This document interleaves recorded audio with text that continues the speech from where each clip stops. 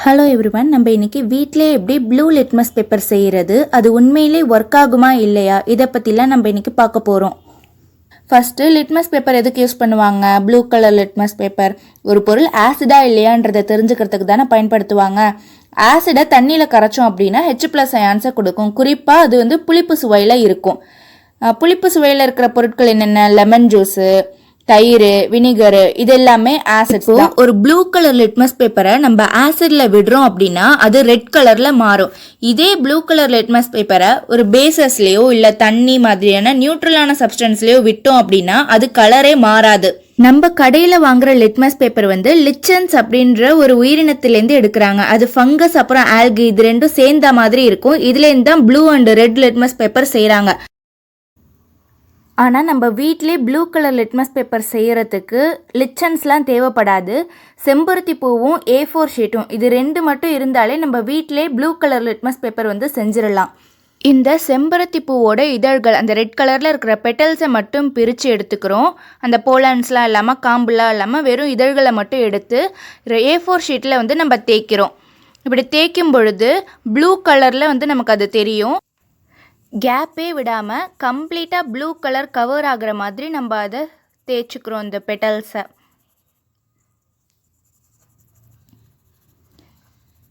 பார்க்க இந்த மாதிரி தெரியும். இதை வந்து நம்ம சின்ன சின்ன ஸ்ட்ரிப்ஸாக கட் பண்ணி எடுத்துக்கிறோம், லிட்மஸ் பேப்பர் மாதிரியே. இதை யூஸ் பண்ணி தான் நம்ம இப்போது டெஸ்ட்டெல்லாம் செஞ்சு பார்க்க போகிறோம். ஆசிட்ஸு, பேஸ், அதுக்கப்புறம் நியூட்ரலான சப்ஸ்டன்ஸை விட்டு நம்ம டெஸ்ட் பண்ணலாம். ஃபஸ்ட்டு ஒரு ஆசிட் எடுத்துக்கலாம். இது வந்து ஒரு தயிரில் லாக்டிக் ஆசிட் இருக்குது. இப்போ நான் இந்த லிட்மஸ் பேப்பரை வந்து அதில் வைக்கிறேன். இந்த தயிர் பட்ட இடம் லைட்டாக வந்து பிங்கிஷாக மாறுறதை நீங்கள் இதில் பார்க்கலாம்.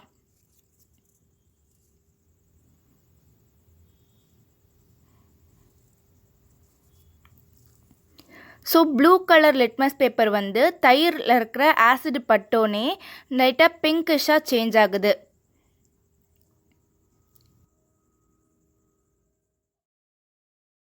நெக்ஸ்ட்டு ஆசிடுக்கான எக்ஸாம்பிளாக நம்ம லெமன் எடுத்துக்கலாம். லெமனில் வந்து சிட்ரிக் ஆசிட் இருக்குது.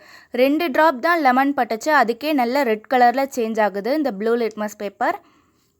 இதிலிருந்து நம்ம செம்பருத்தி பூ யூஸ் பண்ணி செய்கிற litmus paper, blue litmus paper வந்து ஆசிட்ஸ் படும் பொழுது ரெட் கலரில் சேஞ்ச் ஆகுதுன்றது கன்ஃபார்ம் ஆகிடுச்சு. இப்போது இது ஆசிட்ஸ்க்கு மட்டும்தான் கலர் சேஞ்ச் ஆகுதா இல்லை பாக்கி எது பட்டாலும் கலர் சேஞ்ச் ஆகுதுன்றதை நம்ம க்ராஸ் வெரிஃபை பண்ண போகிறோம். இதுக்கு அடுத்து வந்து நம்ம வாட்டர் எடுத்துக்கலாம். தண்ணி வந்து ஒரு நியூட்ரலான சொல்யூஷன், அது ஆசிடும் கிடையாது, பேஸும் கிடையாது.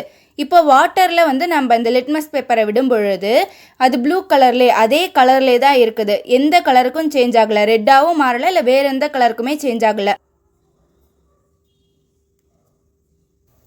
இதிலிருந்து தண்ணி படும்பொழுது, நியூட்ரலான சப்ஸ்டன்ஸ் படும்பொழுது இது கலர் சேஞ்ச் ஆகலைன்றது கன்ஃபார்ம் ஆகிடுச்சு.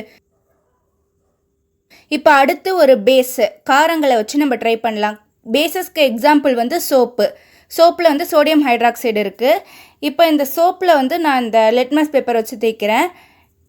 இது பார்த்திங்கன்னா இன்னும் திக்கான ப்ளூ கலருக்கு சேஞ்ச் ஆகுதே தவிர்த்து ரெட் கலரில் மாறலை. இதிலிருந்து ஆசிட்ஸ்க்கு மட்டும்தான் இது வந்து ரெட் கலரில் மாறுது. மற்ற எந்த சப்ஸ்டன்ஸ் பட்டாலும் ரெட் கலரில் சேஞ்ச் ஆகலைன்றது கன்ஃபார்ம் ஆகிடுச்சு. சோப்பை வச்சு டெஸ்ட் பண்ணோம், அதுலேயும் ப்ளூ கலர்லேயே தான் இருந்தது. லெமனில் வந்து ஆசிட் இருக்குது, அதனால அது ரெட் கலரில் மாறியிருக்கு.